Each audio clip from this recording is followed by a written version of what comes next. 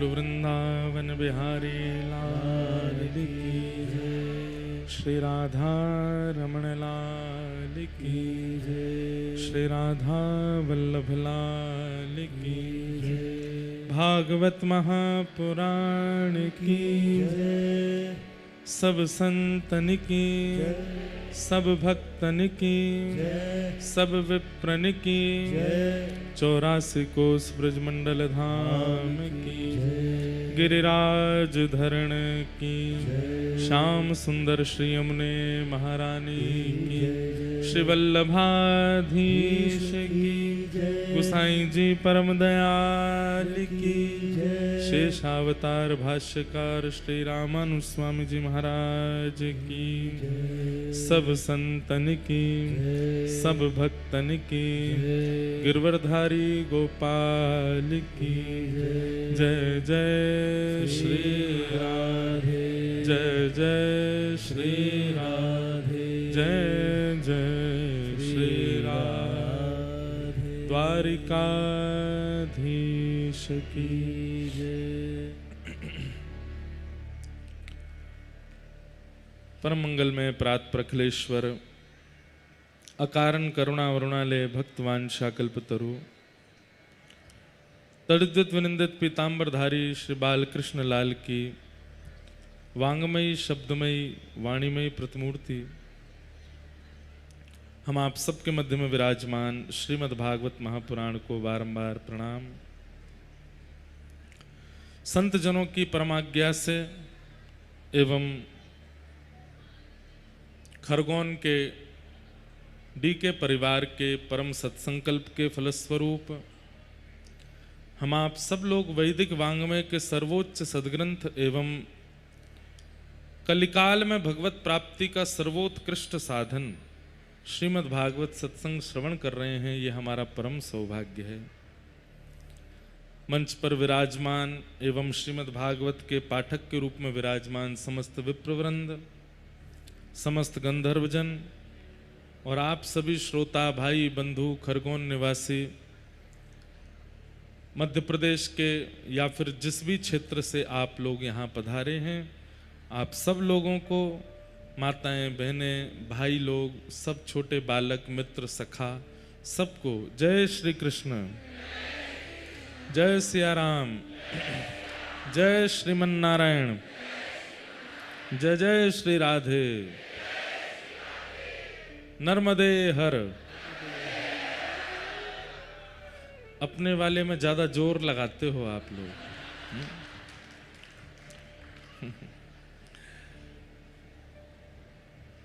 हम लोग भी तो ब्रजवासी ब्रज पर बहुत जोर लगाते हैं, तो आप लोगों का भी अधिकार है। नर्मदा जी पर आपका अधिकार है, ओमकारेश्वर महादेव पर आपका अधिकार है, महाकाल जी पर आपका अधिकार है।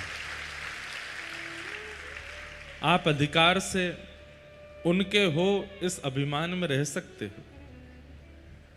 हम ठाकुर जी के हैं ये अभिमान भी अच्छा है, हम वृंदावन के हैं ये अभिमान भी अच्छा है, हम अपने सदगुरु के हैं ये अभिमान भी अच्छा है, हम श्री राधा रानी के हैं ये अभिमान भी अच्छा है। हमारे ब्रज में गामे कैसे ना इतराऊं मैं बरसाना मिला, बरसाना मिला है, बरसाना मिला है, कैसे ना इतराऊं मैं बरसाना मिला। इतराना वैसे तो अच्छी बात नहीं है, भैया काय को इतरा रहे हो। लेकिन हम ठाकुर जी के हैं इस बात पर अगर इतराना भी हो तो वो भी अच्छा है। हम ठाकुर जी के हैं, हम वृंदावन के हैं, हम अपने गुरु के हैं, हम श्री किशोरी जी के हैं। आज कथा का 6वां दिवस यहाँ प्रारंभ हो रहा है। मंच की शोभा तो दिव्याति दिव्य नित्य बनती है। आज भी खूब सुंदर शरद पूर्णिमा पर ऐसा ही बंगला बनता है हमारे वृंदावन में, सब श्वेत। कहते हैं संपूर्ण व्रज वृंदावन ही चंद्रमा के रूप में परिवर्तित हो जाता है। आज कथा में रास का प्रसंग आएगा। तो हमारे वृंदावन में जब आप शरद पर दर्शन करने जाओगे तो बिहारी जी की पोशाक सफेद, मुकुट सफेद, कहां तक कहें आभूषण भी श्वेत धारण करते हैं। अरे पकवान भी श्वेत ही ठाकुर जी पाते हैं उस दिन। कढ़ी भी सफेद बनेगी, खीर तो होती ही श्वेत है, पूड़ी में भी ऊपर बूरा लगा देते हैं तो वो भी श्वेत, सब्जी भी ऐसी बनाते हैं कि वो भी श्वेत ही लगे, बस जीरा ही कारे होते हैं। सब कुछ आज श्वेत शरद पर ठाकुर जी धारण करते हैं, क्योंकि ऐसी भावना है कि सबको रास में प्रवेश मिला है और रास में प्रवेश के लिए सबका श्रृंगार चंद्रमा ने किया है, तो इसलिए सब श्वेत हो जाते हैं वृंदावन में। भगवान पिता रात्रि शरदोत्फुल्ल मल्लिका विक्षरंतुम मनश्चक्रे योग मायाम उपाश्रित। तो इसलिए आज आपके खरगोन का मंच भी श्वेत ही है। ये हमारे दत्तधाम नासिक के सब बालक हैं जो खूब परिश्रम करके खूब सुंदर सुंदर और बिल्कुल भी आधुनिक किसी व्यवस्था से नहीं बना रहे हैं। जो हमारी वास्तविकता है, जो हमारी पहचान है मिट्टी, हमारी पहचान है गोबर, हमारी पहचान है जूट, जो भारतीय उत्पाद हैं उनसे ही सारी सामग्री से ये बनाते हैं। बहुत अच्छा है। कल तो कथा विश्राम है। कल के बाद आप लोग खूब तान दुपट्टा सोना। दोपहर में कोई आपको 2-3 बजे से आने की आवश्यकता नहीं है। चैन से घर में बढ़िया एसी चला करके सोइएगा, कोई दिक्कत नहीं है। लेकिन आपको खूब स्मरण होगा कथा का। और एक बात बोलें, ये स्मृति ही आपका कल्याण करेगी। श्रीमद् भगवत गीता में अर्जुन भगवान से कहते हैं नष्टप मोह स्मृतिर लब्धा। हे नाथ, आपके ज्ञान से मेरा मोह नष्ट हो गया और आपने मुझे जो ज्ञान प्रदान किया इसकी स्मृति मुझे प्राप्त हो गई है। भगवान बोले बस ये स्मृति तुम दोहराते रहना बार बार अपने जीवन में, इस स्मृति से ही कल्याण हो जाएगा। कथा हुई थी, कैसे पंडाल बना था, महाराज जी ने उस दिन क्या कहा था, उस दिन क्या बात हुई थी, उस दिन कथा में क्या हुआ था, हमने कैसे नृत्य किया था, कौन सा पद गाया था, कौन सी भजन गाए थे, ये सारी स्मृतियां जो आपके चित्त में चलती रहेंगी, बनी रहेंगी, बैठी रहेंगी, ये स्मृति ही आपका कल्याण कर देगी। अरे कल कथा पूरी हो जाएगी, लेकिन उसके बाद परसों आप लोगों की चर्चाओं में कथा रहेगी। आप लोगों को प्रसाद पाओगे, घर पर बैठोगे, मित्रों से बात करोगे, रिश्तेदारों से, वहां भी कथा की बातें। और जब तक ये कथा की बात रहेगी तब तक ये समझिए ठाकुर जी आपके चित्त में ही हैं। कथा की स्मृति ही कल्याण करती है, स्मरण ही कल्याण करता है। देखिए व्यक्ति चला जाता है लेकिन उसकी स्मृति नहीं जाती, स्मृति रहती है। और हम आप सब लोगों को स्मरण कितना तीव्र होता है, बहुत ध्यान से सुनिए सब लोग, इधर देखो। आंखों ने कैसा देखा है ये आंखों को याद रहता है,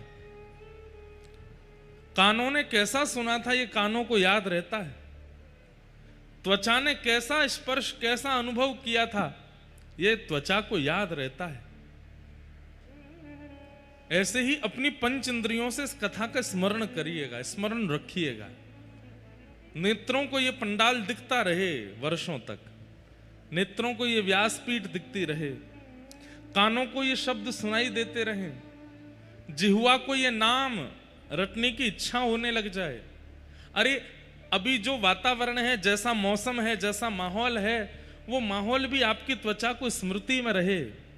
हर दिन नेत्र बंद करके आप पंच इंद्रियों से स्मरण करेंगे तो प्रतिदिन कथा सुनने का जो फल प्राप्त होता है वो स्मरण मात्र से आपको प्राप्त हो जाएगा। बस नित्य स्मरण कर लेना। तो कल कथा का विश्राम है और कल कथा सुबह 10 बजे से होगी। आप सब लोग पहले ही आ जाइएगा। कथा के उपरांत कल कथा विश्राम के बाद आप सब लोग यहाँ प्रसाद पाइएगा, भागवत जी का प्रसाद होगा। और जितनी संख्या में आप आएंगे सबके लिए प्रसाद की उत्तम व्यवस्था है। हम तो प्रस्थान कर जाएंगे, पर हमारी तरफ से निश्चित ही 2-2 पूड़ी आप लोग उड़ा के जाइएगा, और 2 पूड़ी तो हमारी तरफ से, बाकी आप लोग जितना पाओ। तो इसका मतलब क्या हुआ कि आप तो पेट भर के पाना, फिर उसके बाद 2 पूड़ी हमारी तरफ से पाना, कल आकंठ पाना, और फिर बढ़िया जाकर चकाचक सो जाना, कथा को पचाना। फिर जो 7 दिन आपने सुना है वो आपके चित्त में विराजमान हो। नख पे धार लियो गिरिराज, नाम गिरधारी पायो है। कब पायो नाम गिरधारी? ठाकुर जी सब ब्रजवासियों को लेकर के गोवर्धन गए। बंधुओं देखिए, हम लोग जैसे गलत जगह पैसे खर्च करते हैं तो माता पिता को कष्ट होता है ना, ठीक वैसे ही हमारी आयु गलत जगह नष्ट होती है, हमारा धन गलत जगह नष्ट होता है, हमारी ऊर्जा गलत जगह नष्ट होती है, तो ठाकुर जी को भी बड़ी पीड़ा होती है। उम्र हो गई हमारी 25-26 साल की, और उल्टे सीधे कामों में जब हम अपनी युवावस्था व्यतीत करते हैं, ठाकुर जी को बड़ी पीड़ा होती है। ठाकुर जी कहते हैं अभी सारी इंद्रियां इसकी शक्तिशाली हैं, अभी ये समस्त इंद्रियों से बलशाली है, इस समय मेरा भजन करेगा तो 50 में मेरी प्राप्ति कर लेगा, लेकिन नहीं, अभी तो ये सारे भोगों में लगा है, अपनी सारी इंद्रियों की शक्ति को क्षीण कर देगा भोग भोगने में, और जब इंद्रियां बिल्कुल शिथिल हो जाएंगी तब मेरी शरण में आएगा, तब मुझको बजेगा। इसलिए आपका जब समय, आपकी युवावस्था, आपकी आयु, आपका धन जब गलत स्थान पर व्यय होता है, ठाकुर जी को बहुत पीड़ा होती है। ब्रजवासी अपना संपूर्ण धन, अपना संपूर्ण समय गलत स्थान पर व्यय कर रहे थे। कहां? इंद्र की पूजा करने में। इंद्र भगवान नहीं है, इंद्र देव है। एक बात हमारी याद रखिएगा, जो देव हैं, जो देवता हैं, उन्हें प्रणाम किया जा सकता है, उनके कभी कभी दर्शन किए जा सकते हैं, कभी कभी उनके मनोरथ किए जा सकते हैं, पर देवताओं को आप निरंतर ध्यान में नहीं ले सकते। बहुत ध्यान से सुनिएगा हमारी बात को। अब देवता कौन होते हैं, परमात्मा कौन है, इसमें अंतर यदि मैंने यहां बताया तो बहुत विवाद हो जाएगा, लेकिन आप सब लोग अपने मन बुद्धि से केवल इतना समझ लीजिए, जिसमें भाग्य बदलने की सामर्थ्य हो वो भगवान है। देवता भाग्य नहीं बदलते, देवता भाग्य नहीं बदल सकते।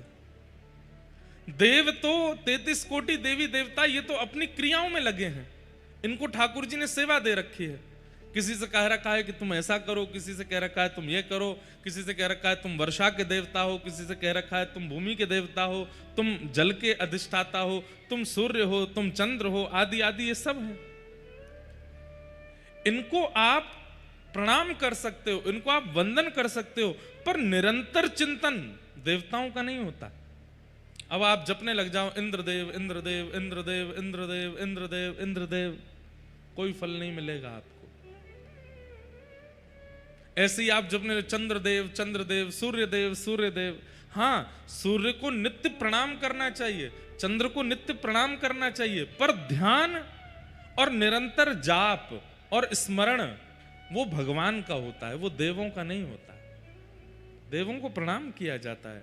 जैसे हम घर से बाहर निकलते हैं, सामने जो भी बड़े बूढ़े आए सबको प्रणाम करते हैं, लेकिन रहेंगे तो अपने माता पिता के ही ना। ऐसा थोड़ी होता है कि सामने जो भी श्रेष्ठ आ गए, अच्छा हमारे पिताजी तो कम पैसा वाले हैं, आप ज्यादा पैसा वाले हो, हम आपके पास ही रहेंगे, ऐसा थोड़ी होता है। सबको प्रणाम किया जाता है, पर रहे तो अपने माता पिता का ही जाता है। ऐसे ही हमारे माता पिता कौन है? साक्षात भगवान। हम कोई आपके चित्त में भेद प्रकट नहीं करना चाहते कि इनके प्रति भेद रखो, इनके प्रति भेद रखो, पर हम बस इतना कहना चाहते हैं कि देव नित्य आराधन के लिए नहीं होते, कभी कभी प्रणाम के लिए होते। नित्य आराधन, नित्य ध्यान, नित्य स्मरण वो तो भगवान का होता है। और भगवान कौन है?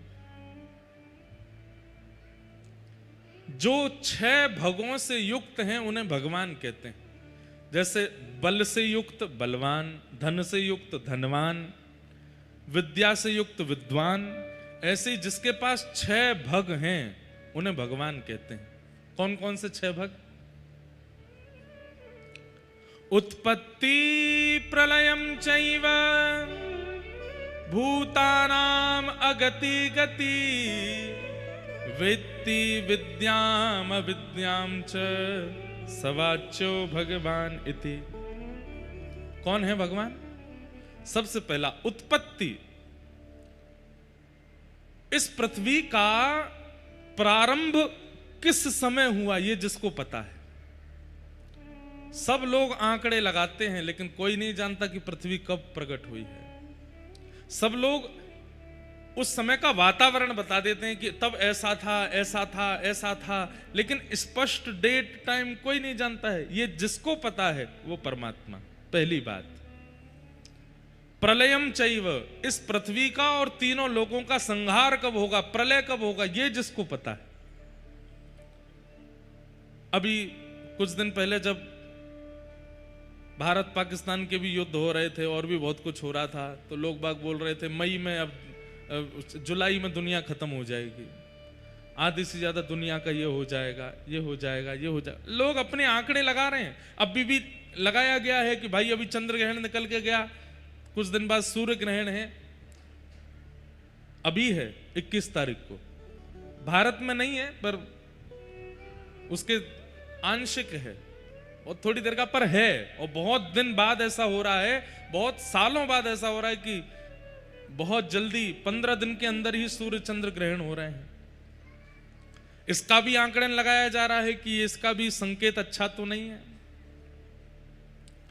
बहुत सारे लोग अपनी अपनी भाव कहते आ रहे हैं और अपनी अपनी बातें कहते जा रहे हैं। वर्ष निकलता जा रहा है लेकिन प्रलय हो ही नहीं रहा।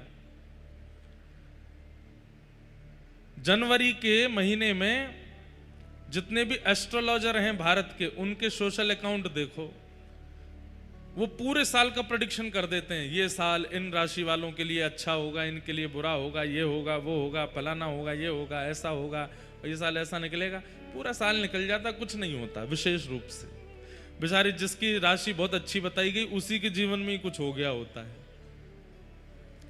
तो इसलिए प्रेडिक्शन सब कर सकते हैं, अनुमान सब लगा सकते हैं, लेकिन कब क्या होगा ये केवल उन्हीं को पता है, वो है परमात्मा। उत्पत्ति प्रलयम चैव, जो उत्पत्ति की तिथि जानते हैं और प्रलय की तिथि जानते हैं, कब होगा प्रलय। अच्छा एक और बात, मानो किसी ने बिल्कुल 100% प्रेडिक्शन कर दिया कि इस साल के इस महीने के इतने बजे प्रलय हो जाएगा।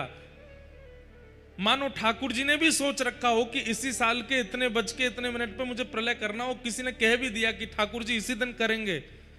ठाकुर जी के मूड के ऊपर कह देंगे नहीं अब नहीं करना, 4 दिन बाद करूंगा अब तो। क्यों? उनके लिए परिभाषा लिखी जाती। भगवान कौन है? कर्तुम अकर्तुम अन्यथा कर्तुम समर्थ ईश्वर। जो करने वाली वस्तु को भी ना करे और ना करने वाली वस्तु को भी कर दे। जो करने में समर्थ है उसको ना करे और जो करने में असमर्थ है उसको कर दे।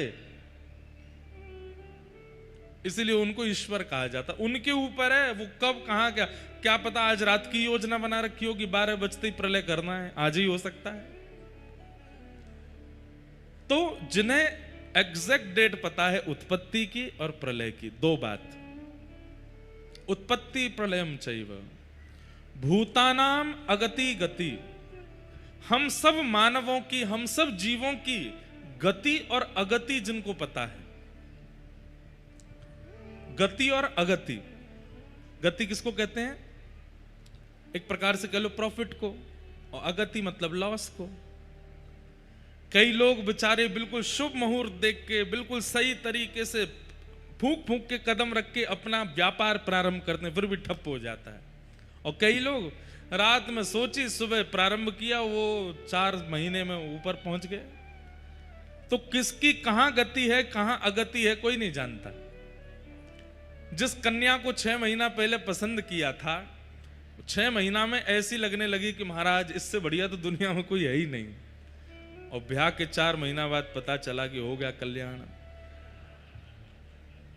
केवल कन्या नहीं, पुरुष भी ब्याह से पहले तो ऐसे लग रहे थे कि महाराज ये तो नहाते हैं धोते हैं, बढ़िया इनमें से सुगंधी आती है। ब्याह के बाद पता चला 3 महीना हो गए नहाया ही नहीं है, केवल तौलिया से पहुंच के आ जाता है बाहर। तो कौन कैसा है, किसकी क्या गति है अगति है, किसके मन में क्या चल रहा है, ये जिसको परिपूर्ण रूप से पता है वो भगवान। कान पकड़ के क्षमा प्रार्थी होते हुए हम एक बात कह दें, दुनिया में कितनी भी बड़ी ताकत आ जाए लेकिन किसके मन में क्या चल रहा है ये कोई नहीं बता सकता। आप उसमें भी केवल अनुमान ही लगा सकते हो। पत्नी पूरा जीवन पति के साथ व्यतीत कर लेती है कितने रहस्यों को छुपा करके। पति पूरा जीवन 50वीं एनिवर्सरी बना रहे हैं दोनों। 50वीं एनिवर्सरी पर, अब की बार किसी की 50वीं एनिवर्सरी हो तो मेरी कही एक काम करना, तो जो बच्चे हों घर के वो कहना चलो दादी दादा ही बनेंगे 50वीं एनिवर्सरी पे। तो बोले अब हम आपको एक टास्क दे रहे हैं। क्या? दादाजी ऐसी कोई बात दादी को बताओ जो आपने पूरे जीवन नहीं बताई, और फिर दादी भी बताओ। आप देखना एक नहीं 10-10 बातें होंगी जो दोनों ने बताई नहीं, और 50 एनिवर्सरी हो गई। 50वीं एनिवर्सरी में इसलिए कर लेना इस काम को क्योंकि फिर तलाक तो कोई मतलब नहीं ना उसका। वो 10 बातें बता भी देंगे तो फिर अब कहां जाएंगी बेचारी। तो 10-10 बातें दोनों, 10-10 भी कम बता रहे हैं, 100 बातें भी निकल सकती हैं जो बताई ही नहीं है आज तक। इतने रहस्यमय हैं हम लोग। हमसे ज्यादा रहस्यमय दुनिया में कोई नहीं है। हमसे बड़ा रहस्य, हमसे बड़ा वंडर इस दुनिया में कोई नहीं है। इस दुनिया के वो क्या बोलते हैं 8 अजूबे हैं, 9वें अजूबे हम हैं। हम सब के पास ऐसे ऐसे रहस्य हैं कि जिस कोई नहीं जानता उसको, लेकिन ठाकुर जी सब जानते हैं, सब पता उनको A to Z एवरीथिंग। तो भूतानाम अगति गति और वेत्ति विद्याम अविद्याम च, जो विद्या और अविद्या दोनों के जानकार हैं। कौन कैसा है, कौन कितना है, कौन कहां है, कौन कहां नहीं है, क्या श्रेष्ठ है, क्या अश्रेष्ठ है, क्या उचित है, क्या अनुचित है, ये जो जानते। अब महाभारत युद्ध में कहते हैं अश्वत्थामा हता, बोल दो बोल दो बोल दो, जोर से बोलो, अश्वत्थामा मारा गया। अब लोगों को यह लग रहा है कि भगवान झूठ बुलवा रहे हैं। युधिष्ठिर से कह रहे हैं कि अश्वत्थामा हता, बोल दो, अश्वत्थामा मारा गया।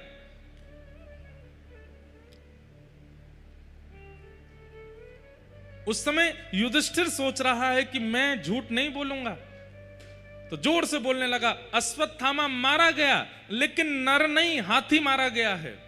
अश्वत्थामा नाम का एक हाथी भी था। तो जैसे ही बोलने लगा नर नहीं हाथी मार, भगवान ने शंख बजा दिया जोर से, वो सुनाई ही नहीं दिया। क्योंकि द्रोणाचार्य जी का नियम था कि मेरा पुत्र जब तक रहेगा तब तक मैं युद्ध करूंगा, मेरे पुत्र की मृत्यु की खबर मिलते ही मैं युद्ध त्याग दूंगा, अपने धनुष बाण छोड़ दूंगा। भगवान चाहते थे कि ये धनुष बाण छोड़ें, तो युधिष्ठिर से बुलवाया कि बोल दो अश्वत्थामा मारा गया। अश्वत्थामा मारा गया बोलते ही वो स्पष्टीकरण भी कर रहा था, नर नहीं मरा है, हाथी मरा है। भगवान ने शंख बजा दिया, द्रोणाचार्य जी को सुनाई नहीं दिया कि हाथी मरा है। अब यहां पर हम लोगों को यह लगेगा कि भगवान ने यहां तो गलत किया, एक प्रकार का यह झूठ है, क्यों बुलवा रहे हैं युधिष्ठिर से। लेकिन नहीं, यहां ठाकुर जी पूर्ण धर्म का पालन कर रहे हैं। युधिष्ठिर अपनी तरफ से कह रहा है कि हाथी मारा गया, नर नहीं मारा गया। भगवान इसका स्पष्टीकरण कर देते हैं, बोले जो अश्वत्थामा कुनीति करता है, बालकों की हत्या करता है, दुर्विचार दुर्व्यवहार करता है, वो जीवित कैसे हो सकता है? उसका अंदर का इंसानत्व जो है, उसके अंदर का जो मानवता है, वो तो मर चुकी है ना। तो तुमको बोलने में क्या लज्जा आ रही है कि अश्वत्थामा मारा गया? भाई मैं जीवित हूं, लेकिन मेरे अंदर मानवता बिल्कुल जीवित नहीं है। मैं दया करता नहीं, किसी पर भी क्रोध करता हूँ, किसी के साथ भी गलत व्यवहार कर लेता हूँ, किसी के भी धन को हड़प लेता हूँ, किसी के साथ भी कुछ भी व्यवहार कर लेता हूँ, तो मैं नाम का मानव हूँ, पर मेरे अंदर जो मानवता है वो तो मारी जा चुकी है ना। ठाकुर जी युधिष्ठिर से कह रहे हैं, बोले क्यों बोलने की जरूरत है कि हाथी मरा मानव नहीं? बोले मैं झूठ नहीं बोलूंगा। अब अच्छा, अश्वत्थामा मानव भी मारा जा चुका है, क्योंकि उसके अंदर मानवता बची नहीं है। अब वेत्ति विद्याम अविद्याम च, कब कहां क्या कैसे करना है ये सब जानते हैं। सवाच्यो भगवान इति, वो भगवान है। और ये 6 के 6 लक्षण आपको किसमें दिखेंगे? श्री कृष्ण में दिखेंगे। ये 6 के 6 लक्षण पर ब्रह्म नारायण में है, और वही नारायण श्री कृष्ण रूप में प्रकट हुए हैं, वही नारायण राम रूप में प्रकट हुए हैं, वही नारायण नृसिंह रूप में प्रकट हुए हैं, वही नारायण वराह रूप में प्रकट हुए हैं। कई लोग ऐसा मान लेते हैं कि नारायण पूर्ण ब्रह्म है और ये जितने भी अवतार हैं ये सब उनके अंश हैं। नहीं, भगवान के 2 प्रकार के अवतार हैं, एक है अंशावतार और एक है पूर्णावतार। अंशावतार उनको कहा जाएगा जो पृथ्वी पर थोड़ी देर के लिए आए, लेकिन जिन्होंने पूरी लीला की है वो पूर्णावतार है। जैसे राम कृष्ण, ये भगवान के अंश नहीं है, भगवान ही पधारे हैं। लेकिन जैसे कूर्मावतार, मत्स्य अवतार, कच्छप अवतार, ये भगवान के अंशावतार। इसलिए भगवान कौन है? जो ये 6 भगवान से युक्त हैं वो भगवान है। और वही नारायण हैं तो कृष्ण वृंदावन में। लेकिन ठाकुर जी मन में ये सोच रहे हैं कि ये ब्रजवासी मोह प्रणाम ना करेंगे। मैं चाहे इन तक कितनों कह लूँ मैं जय जय हूँ, मैं भगवान हूँ, मोह प्रणाम कर लो, मोह वंदन कर लो, जब मोह प्रणाम ना करेंगे। एक बार ठाकुर जी ने किया भी, एक बार नहीं अनेक बार किया ऐसा। ठाकुर जी ने सब सखानते कही, बोले भैया तुम सबन ने एक सांची बात कहूं? बोले कहा, मैं भगवान हूं, मैं परमात्मा हूं। एक दिन ठाकुर जी ने प्रयास किया कि मैं सब ग्वाल वालों को चतुर्भुज रूप का दर्शन करा देता हूं। मेरे चतुर्भुज को देख करके ये लोग मुझे भगवान मानेंगे, कम से कम प्रणाम तो करेंगे एक बार। और मेरे को प्रणाम करने से इनके जन्म जन्मांतरों के पाप आदि जो हैं सब नष्ट हो जाएंगे। और देखो, पाप तो ब्रजवासियों के बच्चे ही नहीं है, लेकिन ठाकुर जी को बालक मान करके ये जो लीला कर रहे हैं उसमें जो सूक्ष्म सूक्ष्म अपराध बन रहे हैं। कैसे अपराध? अब मधुमंगल ठाकुर जी की चोटी पकड़ लेता है, वो लाला तुम रोज घोड़ा बनावे, आज तू बन। और ठाकुर जी घोड़ा बन जाए, मधुमंगल ऊपर चढ़ जाए। अब ये सूक्ष्म अपराध है ना, ठाकुर जी को आप घोड़ा बना के घूम रहे हो। लेकिन ये तो ब्रजवासी हैं, ये लाला को परमात्मा थोड़ी माने। तो ठाकुर जी ने मन में विचार किया, ये छोटे छोटे इनसे जो अपराध बनते हैं उनकी निवृत्ति के लिए अगर ये मुझे प्रणाम कर लेंगे मन से, तो इनके सारे अपराध दूर हो जाएंगे। तो ठाकुर जी ने एक दिन विचार किया, सबरे सखा इकट्ठे किए, बोले सुनो मैं जय जय हूं। ब्रजवासी बोले लाला तू देख, या बातें मत करे कर, चाहे तेरे जो मन करे वो कर ले कर, लेकिन तू जय जय या बातें मत कह कर। ठाकुर जी बोले एक रूप दिखाऊं अपना? बोले दिखाओ। इतने में ठाकुर जी ने 2 भुजा और प्रकट कर ली, शंख चक्र गदा पद्म धारण कर ली और धारण करके दर्शन कराए। जैसे इस चतुर्भुज रूप में दर्शन कराए, पहले तो ब्रजवासी आंख खोल करके देखने लगे, मुंह खुले रह गए, आंख खुली रह गई। ठाकुर जी को लगी अब ये मुंह को प्रणाम करेंगे। इतने में ही सब ग्वाल बाल थोड़ी देर बाद बोले लाला जे 2 भुजा कहां से लेके आयो तू, हमू बता दे दुकान को नाम। ठाकुर जी बोले ले दुकान को नाम पूछ रहे हैं। लाला इस सुदर्शन चक्र बहुत जोर को लेंगे, मुंह दे दे मैं घुमाऊंगा या को। ये गदा बहुत बढ़िया लग रही है, लियो या मैं लेके जाऊं। चारों आयुध लेके भाज गए सब रे। यशोदा मैया से जाके कह रहे मैया तेरो लाला कोई दुकान से 2 हाथ बनवाला है और 4 भुजा धारण करके घूमे। ठाकुर जी बोले जे ना मानेंगे मैं परमात्मा। तब ठाकुर जी ने विचार किया ऐसा क्या करें कि एक बार मेरी आराधना तो कर लें।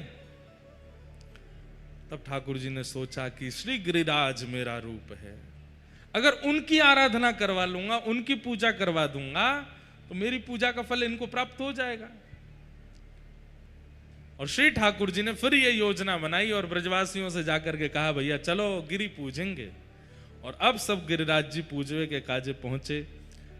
56 भोग लेकर के, अन्नकूट की सामग्री लेकर के सब लोग पहुंचे। वहां जाके गिरिराज जी को पूजन कियो और वहां श्री गोवर्धन रूप धारण करके ठाकुर जी जैसे ही प्रकट भये, प्रकट है करके लाओ ब्रजवासियों भोग, सब ब्रजवासी से मांगन लगे। एक रूप से गिरिवर पूजे, एक रूप पुजवावे। एक रूप से तो ठाकुर जी पुजारी बने हैं और एक रूप से ठाकुर जी बने हैं। कितनी सुंदर स्वरूप है। बस जो पुजारी हैं वो 2 भुज वाले हैं और जो ठाकुर हैं वो 4 भुजा वाले हैं। दूसरा अंतर क्या है, जो पुजारी हैं वो केवल पगड़ी पहन के बैठे हैं और जो ठाकुर जी हैं उन्होंने मुकुट पहना है, विशेष श्रृंगार किया है, खूब सारे आभूषण पहन रखे हैं। सब ब्रजवासी आनंदित हो गए। तभी वहां नारद जी आए और 56 भोग की सामग्री में से कुछ सामग्री ले जा करके, कल कितना सुंदर 56 भोग हुआ, आप लोगों ने दर्शन किए थे कल। कई लोग तो बिना किए चले गए। कल कथा के बाद पीछे ठाकुर जी का 56 भोग मनोरथ हुआ। कितनी शुद्धता, कितनी पवित्रता से पूरा मनोरथ किया। देखो बंधुओं, अपने सुख के लिए जब हम उत्सव करते हैं ना, तो हम शुद्धता, पवित्रता इन सब का ध्यान नहीं रखते। बस अच्छा बनना चाहिए, सब कुछ सबको दिखना चाहिए कि हमने ऐसा किया। लेकिन ऐसा कल नहीं था। बाकायदा सब हमारे ब्रज के, सब हमारे गिरिराज जी के सेवक जन आए, हमारे सब ब्रजवासी बंधु आए।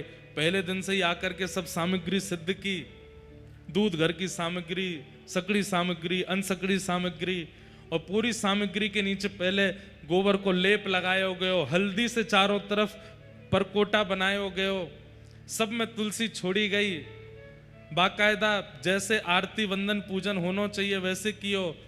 ठाकुर जी के सन्मुख सामग्री पधराने के बाद में 4 पद गाए गए, तब तक पर्दा नहीं खोले गए, किसी को दर्शन नहीं होंगे। और जब ठाकुर जी ने आरोग ली, फिर पर्दा खोल के सबको दर्शन कराए। कितने भाव से इसमें ठाकुर जी के सुख का विचार किया गया था उत्सव में, और यही होना चाहिए। कभी भी कोई भी उत्सव कीजिए, अपने सुख का विचार करके ठाकुर जी को मत तैयार करो, ठाकुर जी के सुख का विचार करो कि उनको सुख मिलेगा। आज नौका विहार है और आज ठाकुर जी नौका विहार करेंगे। अब देखेंगे जाके कैसी वहां आज भी ठाकुर जी के सुख का विचार होगा। हमने तो पहले ही कल भी कहा था, नौका विहार का समय नहीं है, पर क्योंकि सारी नदियों में बाढ़ आ रखी है इसलिए नौका विहार हो जाएगा। वृंदावन में इतना पानी भर गया कि आधे से ज्यादा वृंदावन के लोग सब्जी मंडी भी नाव चला के ही जा रहे हैं। तो आधे से ज्यादा वृंदावन में जो ठाकुर जी बैठे हैं उन क्षेत्रों में, उनको भी कहीं जाना होता होगा तो नाव से ही जा रहे होंगे, तो उस बहाने नौका विहार चल रही है। उसी बहाने से आज यहाँ भी नौका विहार होगी। पूरा जो, अब उसको हम स्विमिंग पूल तो बोलेंगे नहीं, आज से वो सरोवर हो गया है। उस सरोवर का सारा पानी निकाला गया, पूरा उसको धो करके साफ करके उसमें पवित्र नदियों के जल डाले गए हैं, कमल पुष्प आदि सब पधराए गए। अभी हमने देखा नहीं है, देखूंगा मैं तो जाके। कथा के बाद आज नौका विहार का दर्शन होगा। ठाकुर जी के सुख का विचार करना चाहिए, उनको प्रिय लगे, उनको सुख लगे। तो नारद जी महाराज आए और 56 भोग की सामग्री में से कुछ सामग्री ले जाके इंद्र को पवाने लगे। इंद्र ने जैसी पाया बोला, भैया कहां से लाए इतनी बढ़िया सामग्री? बोले कि ये तो व्रजमंडल में आजकल तुम्हारी पूजा बंद हो गई है, इंद्र की पूजा बंद हो गई है। कन्हैया ही 2 रूप धारण करके एक रूप से पूजा कर रहा है, एक रूप से पुजवा रहा है। तो वहीं से हमको लगा कि सामग्री बहुत बढ़िया बनी है, तुमको भी पवानी चाहिए। इंद्र को जैसे ही पता चला कि ब्रजवासियों ने मेरी पूजा बंद कर दी, मेघ मालाओं को, अब देखो सब लोग इधर देखो, इंद्र ने क्या किया? मेघ मालाओं को आज्ञा कर दी कि व्रजमंडल को डुबो दो। ये देवता करता है, भगवान ऐसा कभी नहीं करते। मेरे को भोग नहीं लगाया, मेरा श्रृंगार नहीं किया, मेरे दीपक नहीं जलाए, या मेरा ऐसा नहीं किया, तुमने ऐसा नहीं किया, अब देखो तुमको मैं कष्ट दूंगा। ये देवता करते हैं, ये भगवान नहीं करते। समझ में आ रही है बात?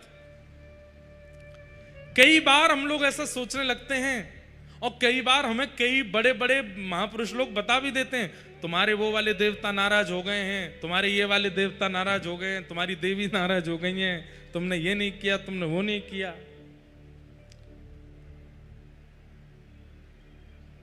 भगवान सबके हैं, ये बात आप मानते हैं? आपके हैं, तोता के हैं, कबूतर के हैं, मोर के हैं, गैया के हैं, मछली के हैं, हाथी के हैं, घोड़ा के हैं, सबके हैं ना ठाकुर जी। गधा के भी हैं, सबके ठाकुर जी हैं। 8 अरब तो केवल मानव हैं पृथ्वी पर, और उससे भी ज्यादा होंगे, और ये केवल 1/3 हिस्से में है पृथ्वी के। आधी से ज्यादा पृथ्वी तो पानी से ढकी है, उसमें जितनी मछलियां हैं उनके भी ठाकुर जी हैं। आकाश में उड़ने वाले पशु पक्षियों के भी ठाकुर जी हैं, जंगल में रहने वाले हिंसक जीवों के भी ठाकुर जी हैं। और इतने बड़े पृथ्वी के हिस्से को ठाकुर जी पता क्या कहते हैं? मेरे शरीर में जितने रोए हैं, प्रत्येक रोए में करोड़ ब्रह्मांड हैं, एक ब्रह्मांड में एक पृथ्वी होती है।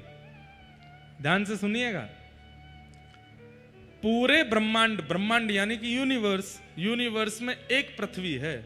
ऐसे करोड़ ब्रह्मांड भगवान के एक रोए में हैं। तो सिर के एक बाल से लेके पैर तक कितने ब्रह्मांड हैं और कितनी पृथ्वी हैं हमें पता ही नहीं है। और प्रत्येक पृथ्वी के प्रत्येक व्यक्ति की भगवान फिक्र करते हैं। इतने विशाल इस ब्रह्मांड में, इतने विशाल इस यूनिवर्स में, करोड़ों यूनिवर्स में मेरे दीपक ना जलाने से भगवान को कोई फर्क पड़ेगा? उन्हें तो पता भी नहीं होगा कि मैं और आप कोई हैं भी। पता तो उनको है, पर उनको कोई फर्क नहीं पड़ता। जैसे एक छोटा बालक, बहुत छोटा सा होता है ना, वो जब माँ की गोद में आता है तो कई बार उसको हाथ पैर चलाने नहीं आते, तो अपनी माँ के गाल को ऐसे पकड़ लेता है, तो माँ कोई नाराज होती है, हाथ हटा लेती है। और तेजी से हाथ पकड़ने पर माँ को कोई पीड़ा भी नहीं होती। ऐसे ही संपूर्ण ब्रह्मांड में ठाकुर जी कब कहां किस रूप में विलास कर रहे हैं, हमें तो उसका सुख होना चाहिए। जय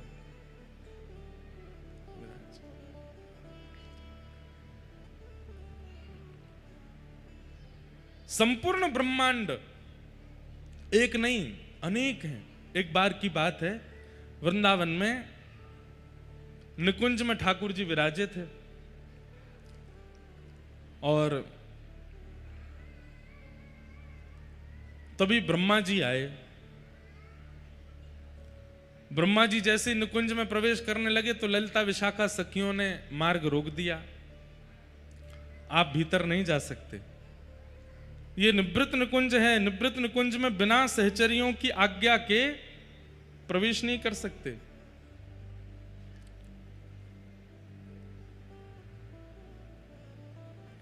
हमारे श्री हरिदासी परंपरा में एक भाव गाते हैं,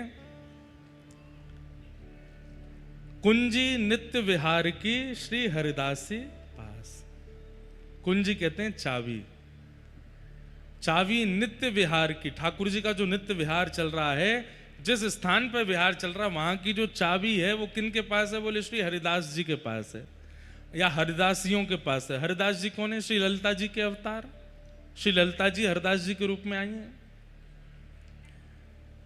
मतलब ललिता विशाखा की आज्ञा के बिना ब्रह्मा भी निवृत्त निकुंज में प्रवेश नहीं कर सकते। तो ब्रह्मा जी आए और आकर के जैसे निवृत्त निकुंज में प्रवेश करने लगे, वृंदावन में प्रवेश करने लगे, तो ललिता विशाखा जी ने द्वार रोक दिया, आप भीतर नहीं जा सकते, अभी ठाकुर जी का नित्य विहार चल रहा है। तो ब्रह्मा जी व्यंग में हंस करके बोले आपको भी पता नहीं है मैं कौन हूं। ललिता जी बोली कौन हूं आप? बोले मैं ब्रह्मा हूं। बोले अच्छा ब्रह्मा हो, कौन को रो रहो भैया? अरे मैया तेने का ठानी मन में, छोरा छोड़ दियो वन में ऐसी जोर तो रो रहा है। हम क्या बता रहे थे वो सुनो, बड़ी अच्छी बात है। तो ललिता जी बोली आप कौन हो? तो ब्रह्मा जी हंस करके बोले आप अभी हमें जानती नहीं हो, हम ब्रह्मा हैं। अच्छा क्या काम है आपका? बोले दुनिया बनाते हैं हम। सृष्टि पूरी हमने बनाई, और ये जिस निवृत्त निकुंज में हमको घुसने से मना कर रही हो ये भी हमने ही बनाया है, तुमको भी हमने ही बनाया, ये विशाखा भी हमने बनाई, सब हमने बनाए हैं, सब हमारी कृति है। अच्छा, आप तो हमें रोक रही हो, लेकिन ठाकुर जी को अगर पता चल गया ना कि द्वार पर ब्रह्मा आया है, खुद दौड़ करके बाहर आएंगे मुझसे मिलने के लिए। ललिता जी बोले अच्छा आप इतने बड़े हो? बोले हाँ, रुक जाओ मैं भी पूछ के आती हूं ठाकुर जी से।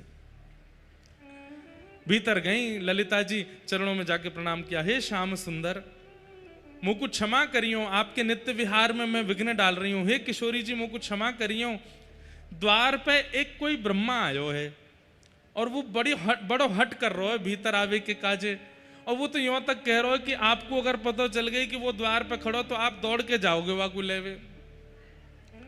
ठाकुर जी नित्य विहार से थोड़े देख के बोले कौन आए हैं द्वार पे? बोले ब्रह्मा आयो है। कौन सा ब्रह्मा?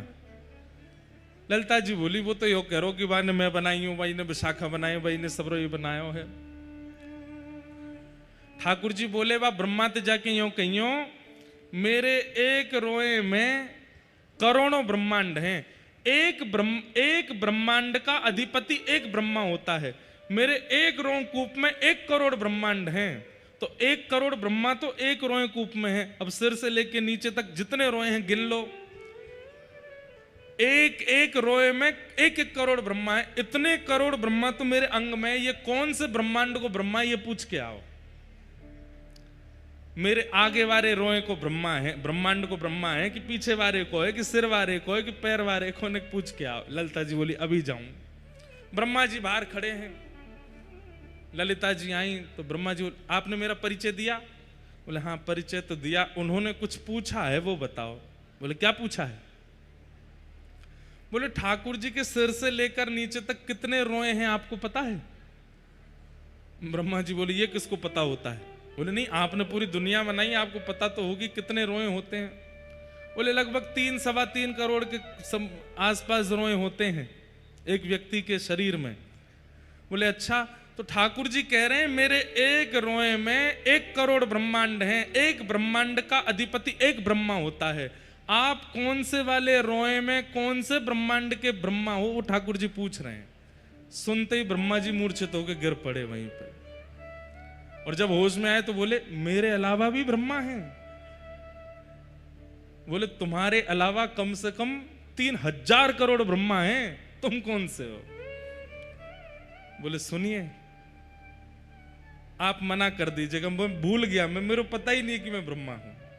आज के बाद कभी नहीं आऊंगा निकुंज निवृत्त निकुंज, जब तक ठाकुर जी आज्ञा नहीं करेंगे। लौट गए वहां से।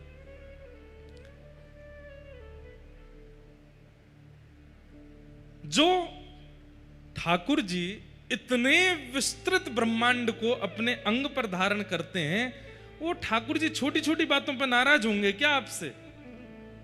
आपने आज आरती नहीं करी, आज आपने भोग नहीं लगाया, आज आपने शयन नहीं कराया, या आपने ऐसा किया या वैसा किया, इनसे देवी देवता नाराज होते हैं, ठाकुर जी नाराज नहीं होते।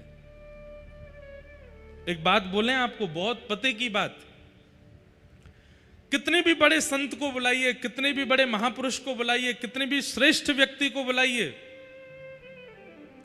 कितने भी बड़े राजनेता को बुलाइए, आप व्यवस्था में कोई कमी मत छोड़िएगा। उनको तो पता ही नहीं रहता कि आपने व्यवस्था का की। जो आसपास नीचे घूमते रहते हैं ना, वो टोक के जाते हैं तुमने ऐसा नहीं किया, तुमने ये नहीं किया, तुमने ये खराब कर दिया, तुमने वो खराब कर दिया, जबकि उनको तो पता ही नहीं था कि कमी क्या थी। बड़े लोगों को छोटी छोटी कमियां दिखती नहीं है, और कभी कभी बड़ी बड़ी कमियों को भी नजरअंदाज करते हैं। ये तो देवताओं का स्वभाव है, ये तो देवियों का स्वभाव है कि वो छोटी छोटी बात पर नाराज हो जाते हैं। इंद्र केवल इस बात पे नाराज हो गया कि वर्षों से मेरी चली आई पूजा ब्रजवासियों ने बंद कर दी। कई लोग कहते हैं कि हम महादेव की आराधना करते थे, लेकिन महाराज जी अब धीरे धीरे रुझान वृंदावन की ओर होने लगा, कहीं महादेव नाराज तो नहीं हो जाएंगे? नहीं, महादेव तो और प्रसन्न हो गए हैं। बोले जिनको ध्यान मैं करूं अब उनको ध्यान तू कर। जैसे किसी को घर में योग्य जान करके बड़े लोग अपनी पूंजी उसको दे देते हैं कि चलो अब तुम योग्य हो, ये लो, मेरी ये वस्तु अपने पास रखो। ऐसे ही महादेव जब अति प्रसन्न हो जाते हैं तब श्री प्रिया प्रियतम की सेवा प्रदान कर देते हैं। वो नाराज थोड़ी होते हैं। ये प्रतिस्पर्धा हम मानवों में होती है। अरे तुम अब तक मुझसे प्रेम करते थे, अब उससे करने लग गए। तुम अब तक मुझे ध्याते थे, अब उसको ध्याने लग गए। और इस बात से परेशानी हमको होती है और हमारे जैसे नेक हमसे बड़े देवी देवताओं को होती है, भगवान को नहीं होती इससे परेशानी। इंद्र को क्रोध आया, मेघमालाओं को आज्ञा कर दी, जाओ जाकर के ब्रजमंडल पर इतनी वर्षा करो पूरा ब्रज डूब जाए। सांबर तक मेघमालाओं ने आकर के आक्रमण कर दिया। एक एक बूंद आकाश से हाथी के सूंड के बराबर गिर रही है।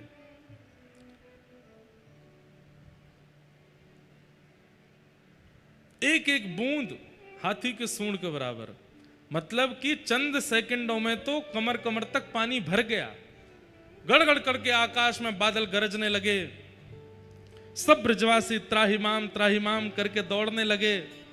हम तो पहले ही मना कर रहे जे इंद्र की पूजा बंद मत करो, लेकिन हमारी कोई ने नहीं सुनी।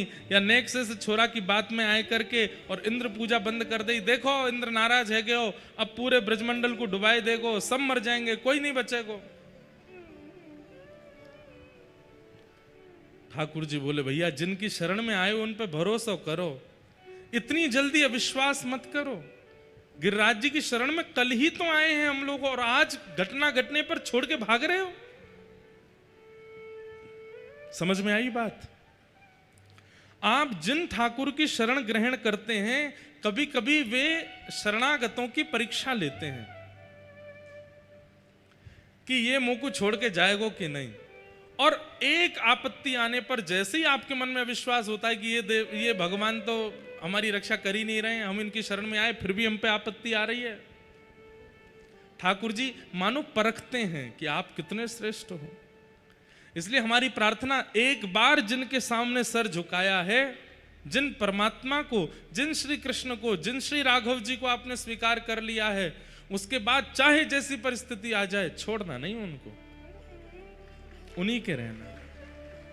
कई बार परिस्थिति आती नहीं है, ठाकुर जी प्रकट करते हैं परीक्षण करने के लिए कि देखें जाएगो कि नहीं जाएगो।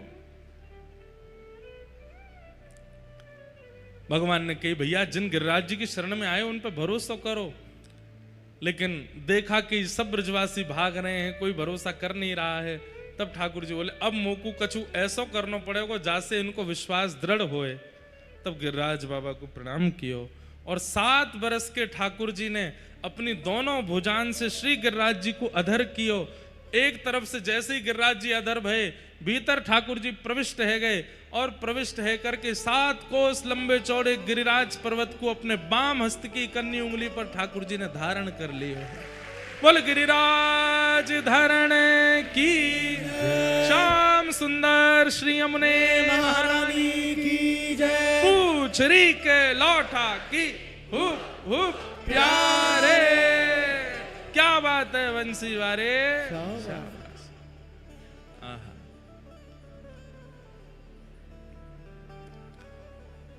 जैसे ही ठाकुर जी ने गिरिराज जी धारण किए, सब ब्रजवासी कहने लगे अरे देखो देखो देखो नंद जी के लाला ने गिरिराज उठा लियो, पहाड़ उठा लियो, पर्वत उठा लियो। सब ब्रजवासी नीचे पहुंच गए, अपनी अपनी छड़ी लगा करके सब खड़े है गए हैं। नख पे धार लियो गिरिराज नाम गिर धारी पायो है।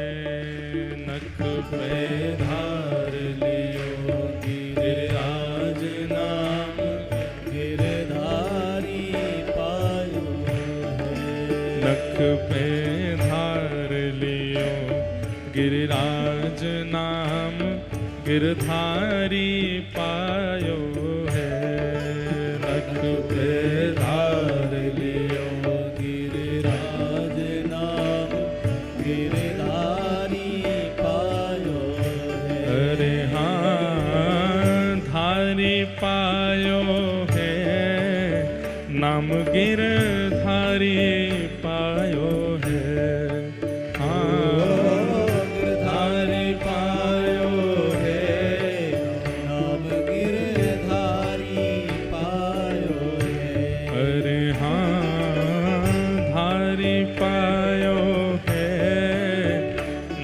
गिरधारी पायो है। गिरधारी पायो है, नाम गिरधारी पायो है। नख पे धार लियो गिरिराज नाम गिरधारी पायो है। नख पे धार लियो गिरिराज नाम गिरधारी पायो है। नख पे धार लियो गिरिराज नाम गिरधारी पायो है। नख पे धार लियो गिरिराज नाम गिरधारी पायो। गिरिराज धरण की जय।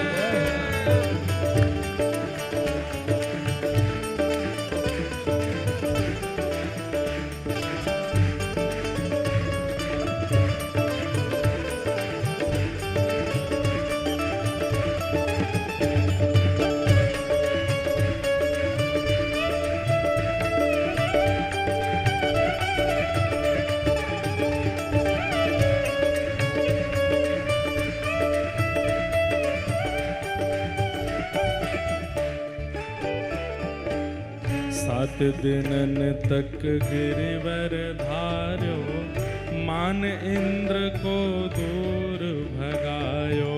सात दिनन तक गिरिवर धारो, मान इंद्र को दूर भगायो। सात दिनन तक गिरिवर धार्यो, मान इंद्र को दूर भगायो। तक गिरिवर धारो, मान इंद्र को दूर भगायो। हाँ ग्वाल बाल सब करें बीनती, ऐसो ईश हमारो है। ग्वाल बाल सब करें बीनती, ऐसो ईश हमारो। नख पे धार लियो गिरिराज नाम गिरधारी पायो है।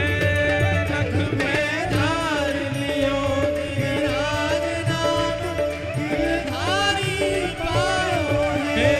नख पे धार लियो गिरिराज नाम गिरधारी पायो है। धार लियो गिरिराज नाम गिरधारी पायो है। हे सुरपति पूजा मेट, कृष्ण गिरिराज पुजायो है। सुरपति पूजा मेट, कृष्ण गिरिराज पुजायो है। हाँ सुरपति पूजा मेट, कृष्ण गिरिराज पुजायो है। सुरपति पूजा मेट कृष्ण गिरिराज पुजायो है। हाँ 1.25 लाख मण सामग्री को भोग लगायो है। हाँ 1.25 लाख मण सामग्री को भोग लगायो है। अरे हाँ 1.25 लाख मन सामग्री को भोग लगायो है। हाँ 1.25 लाख मन सामग्री को भोग लगायो हे है। नख पे धार लियो गिरिराज नाम गिरधारी पायो है। नख पे धार लियो गिरिराज नाम गिरधारी पायो है। हे नख पे धार लियो गिरिराज नाम गिरधारी पायो है। धार लियो गिरिराज नाम गिरधारी। भुजा उठा के कहो गिरिराज धरण की।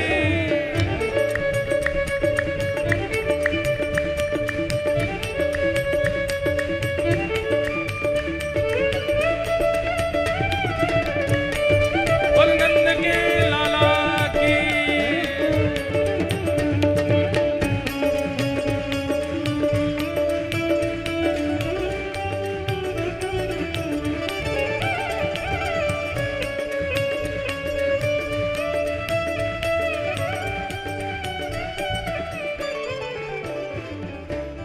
पड़ी न ब्रज पे बूंद इंद्र देखत घबरायो है। पड़ी न ब्रज पे बूंद इंद्र घबरा गया। इतनी वर्षा करने के बाद भी ब्रज डूबा नहीं, क्यों नहीं डूब रहा है? पड़ी न ब्रज पे बूंद देख के इंद्र घबरायो है।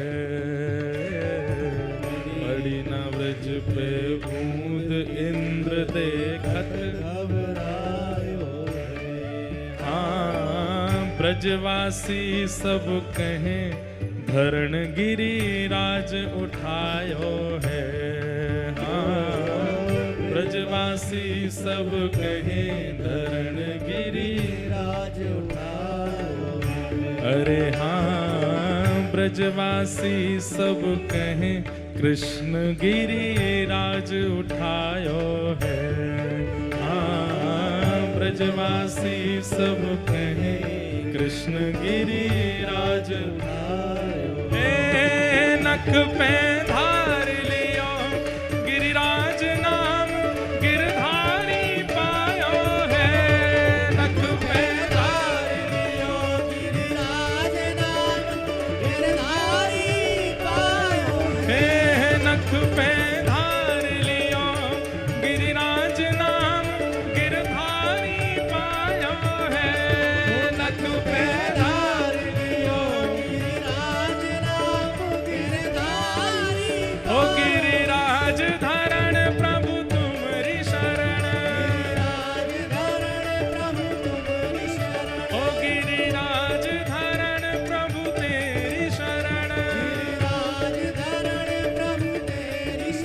ओ गिरिराज धरण प्रभु तेरी शरण। गिरिराज धरण प्रभु तेरी शरण। ओ प्रभु तेरी शरण गिरधर तेरी शरण। प्रभु तेरी शरण गिरधर तेरी शरण। हे प्रभु तेरी शरण प्रभु तुम्हारी शरण। प्रभु तेरी शरण प्रभु तुम्हारी ओ शरण। नख पे धार लियो गिरिराज नाम गिरधारी पायो है। नख पे धार गिरिराज नाम गिरधारी पायो। बोल गिरिराज धरण की।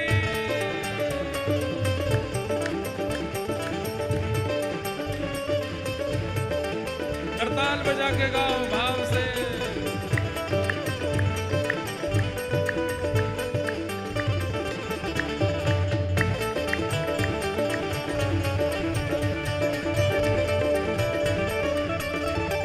अच्छा सुनो, एक बात मेरे मन में आ रही है, मैं कह दूं।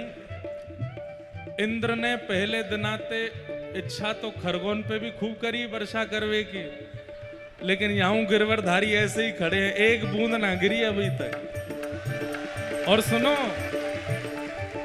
गिर भी रही है तो वो कितनी गिर रही है, बस छींटा से पड़ रहे हैं।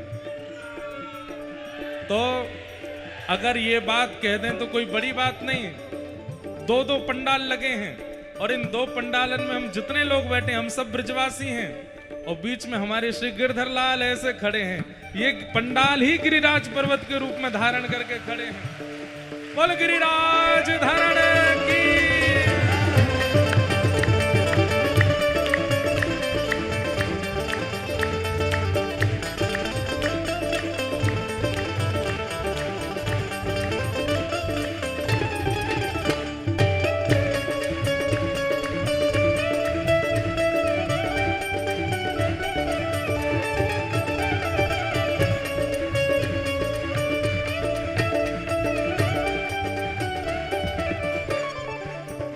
ओ धन धन श्री व्रज चंद्र इंद्र को मान घटायो है।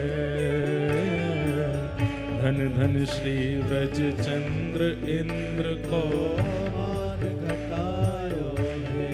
हाँ धन धन श्री व्रज चंद्र इंद्र को मान घटायो है। धन धन श्री ब्रज चंद्र इंद्र को मान घटायो है। घासी राम गोवर्धन वारो हरि यश गायो है। हाँ घासी राम गोवर्धन वारो यश गायो है। अरे हाँ घासी राम गोवर्धन वारो हरि यश गायो है। घासी राम गोवर्धन वारो हरि यश गाओ पूरे उत्साह में। हे नख पे ओ नख पे हाँ नख पे ओ नख पे हाँ नख पे ओ नख पे ओ नख पे धार लियो गिरिराज नाम गिरधारी पायो है। नख पे धार लियो गिरिराज नाम गिरधारी पायो है। नख पे धार लियो गिरिराज नाम गिरधारी पायो है।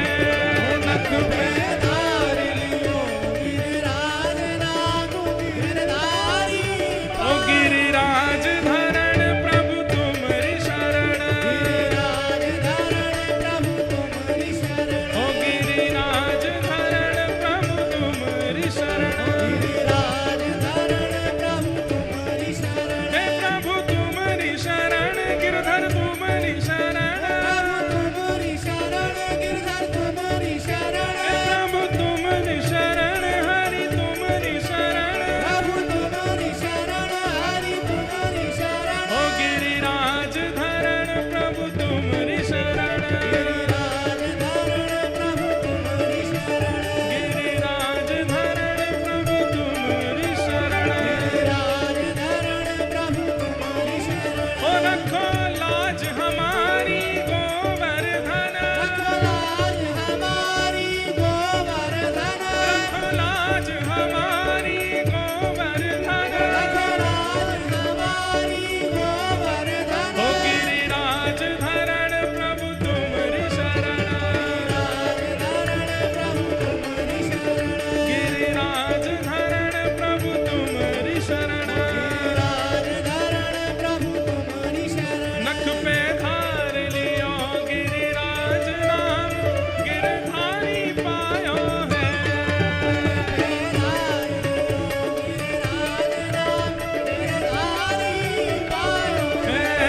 नख पे धार लियो गिरिराज नाम गिरधारी पायो है। जय जय श्री राम। जय जय श्री राम। जय जय श्री राम।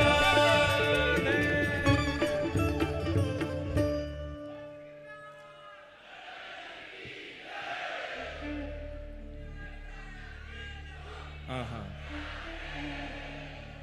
धन धन श्री व्रज चंद्र इंद्र को मान घटायो है। धन धन धन श्री व्रज चंद्र इंद्र को मान घटायो है।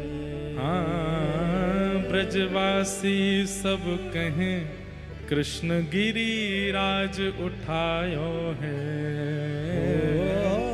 ब्रजवासी सब कहें कृष्ण गिरिराज उठायो है। ओ नख पे धार लियो गिरिराज नाम गिरधारी पायो है।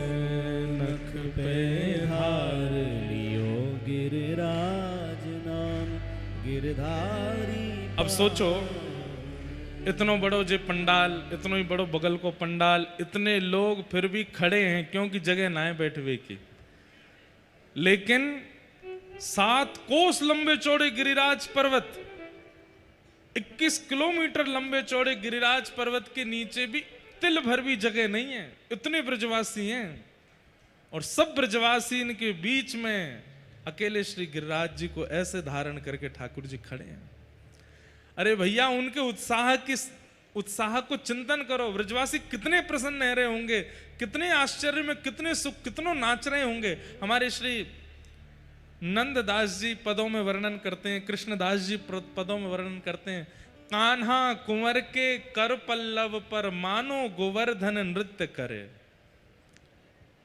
नंददास जी कहते हैं, बोले ठाकुर जी के कर पर, अच्छा एक तो बाम हस्त जो सबसे कम प्रयोग होता है, उसमें भी इकन्नी उंगली जो सबसे कम प्रयोग होती है, उसमें भी इकन्नी उंगली के नख पे ठाकुर जी ने गिरिराज जी उठाए हैं।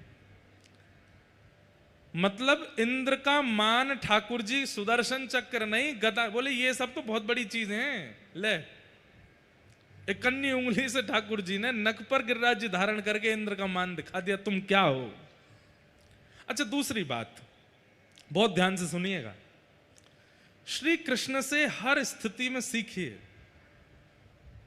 ठाकुर जी कहते हैं, भैया गिरिराज समान बड़ी बड़ी आपत्ति तुम्हारे जीवन में आती हैं, पर तुम उसको कैसे लेते हो। आपत्ति आई सिर पे, आपत्ति आई हृदय पे, आपत्ति आई सर्वांगीण शरीर पर वो दिखने लगती है। व्यक्ति डिप्रेशन के कारण, एंजाइटी के कारण आंखें सूज गई महाराज, सोया नहीं है, मुख का सारा तेज उतर गया है, विचित्र सा हो गया है। क्यों? बोले पहाड़ आया इसके ऊपर दुखों का और उनको अपने अंदर धारण कर लेता। ठाकुर जी कहते हैं बड़े बड़े आपत्ति के पहाड़ आए उनको ऐसे उठाओ, ऐसे रखो, चिंता करने की आवश्यकता नहीं है। हम आपत्तियों को, विपत्तियों को, कष्टों को, संकटों को यहां तक क्यों आने देते हैं, यहां तक क्यों आने देते हैं। ये पूरे शरीर पर आक्रमण करने की आज्ञा उसको आप अधिकार देते हो। जैसे किसी ने आपको चिंता की बात बता दी, कोई चिंता की बात बता दी, वो पल्ली गली वाला तुम्हारे बारे में ऐसे ऐसे बोल रहा था, अब रात में एक रोटी कम खा रहे हैं, दूध पी नहीं रहे हैं, सो नहीं रहे, बार बार कर उसने ऐसे क्यों बोल दिया, उसने ऐसे कैसे बोल दिया, उसने, मतलब अब चिंता आई। चिंता तो बाहर खड़ी थी, पर आपने अपनी आंखों में, कान में, बुद्धि में, मन में, सब जगह उसको प्रवेश करा दिया। ठाकुर जी कहते हैं विपत्ति आती है, उस विपत्ति को यहीं पे ही रख लो। कितने भी बड़े संकट आए ऐसे ही खड़े रहो, बस उसको इतना अधिकार मत दो कि वो तुम्हारे अंदर प्रवेश करे। ठाकुर जी की गिरिराज धरण लीला से सीखो। और उसमें भी केवल यो नहीं कि महाराज पसीना पसीना है गए, विपत्ति को बाहर रोक करके खड़े हैं, ठाकुर जी की तरह प्रसन्न मुद्रा, हंसते रहो, खिलखिलाते रहो, बोले रुक जा, खड़ो गिरिराज ऊपर है।